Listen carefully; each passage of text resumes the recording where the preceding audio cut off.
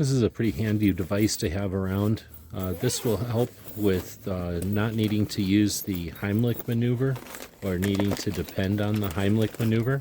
So this is an anti-choking device, and it works by having a one-way valve with a mouthpiece. So there's a child size mouthpiece that's much smaller.